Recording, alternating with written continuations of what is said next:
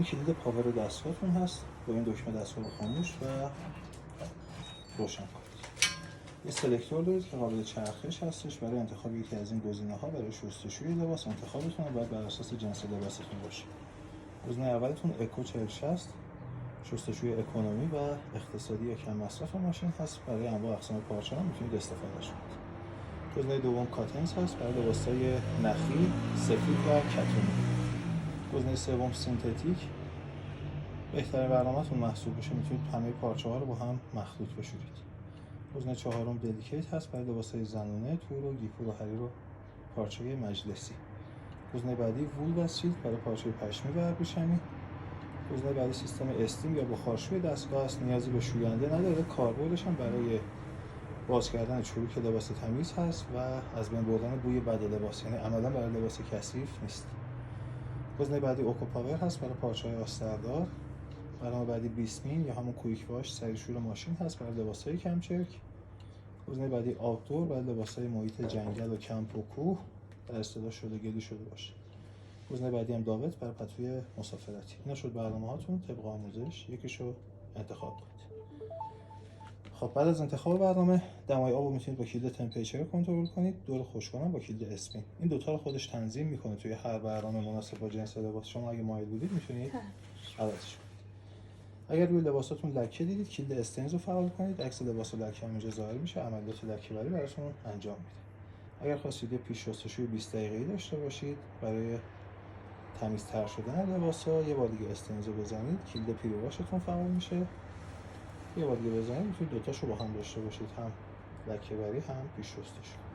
کلید اکسترا رینس هم برای اضافه کردن آبکشی هست. تا 3 میزان میتونید آبکشی دستی اضافه بکنید.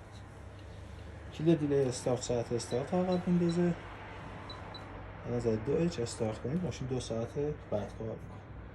اگر خواستید زمان برنامه‌ها رو کاهش بدید کلید تایم سیو رو میتونید 2 بار بزنید. الان من به عنوان مثال 4می رو انتخاب کردم. 1 ساعت و ربع تایم سیو رو بزنم 2 بار زمانشو برام کاهش میده.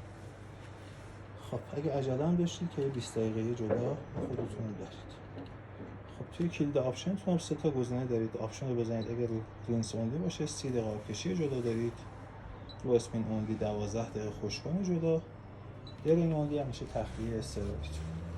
روی برنامه‌هاتون اگه کلید آنتی آلرژی رو اضافه کنید لباس‌ها رو براتون ضد عفونی هم میکنه. کلید پلاس استیم رو فعال بکنید. انتهای شستشوی یه بخار هم روی لباس‌ها میده بهتون کم چروک کم تحویل میده. اگه لباس گرون قیمت خواستید بشورید تمپریچر رو اسپین رو همزمان نگه می‌دارید. یه به علاوه بالای تشدارتون ظاهر میشه. دستگاه لباس‌ها رو نرم‌تر میشوره. کلید استینز و اکسترا رینس هم نگه دارید که میشه قفل کودک دستگاه. پنل رو براتون قفل میکنه. همونطوری هم باز میشه. این اینجا پودرش که 4 تا قسمت داره. قسمت اصلیتون اینجا هست که مایع ماشین لباسشویی رو می‌ریزید. اینجا که عکس گل مایع داره چه پودر میشه دیگه انتخابش بخورید. اینجا هم که عکس گل داره همون سافتنر یا نرم کننده. اینجا میتونید لکه بر لباس بریزید در صورتی که کلید فعال کنید. لکه بر پودری میشه ریخت اونجا از مدل ونیل اینا که پودرن. آره میشه. اومو ولی بهتره میشه دیگه. سوپرمارکت هم که داره. خب کلید پریواشتون اگه فعال کردید هر موقع اینجا شوینده بخورید اینجا هم برسید. اینجا جای انگشت فشارش رو میتونید درش بیارید که اگه خواستید داخلش رو تمیز کنید. لاستیکی دارم بعد از شستن حتما دستمال بکشید دور تا دورش. یه کار جرمگیری هم دارید. هر 50-60 بار استفاده جرمگیر ماشین لباسشویی رو اینجا بریزید. روی برنامه کاتنز دور خشک‌کن تا 400 کم کنید. کلید استارت رو بزنید. اجازه بدید بدون لباس کار کنه. بعد از جرمگیری هم فیلتر پایینش رو باز کنید که اگه آشغال پشتشه بیاد بیرون. یه ناویون داره سینی هم میتونید زیرش بذارید.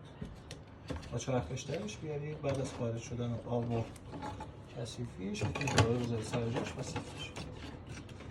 این فیلتر هر چند وقت بار بعد از جرمگیری هر 40-50 دفعه استفاده یک مرتبه. مبارکتون باشه.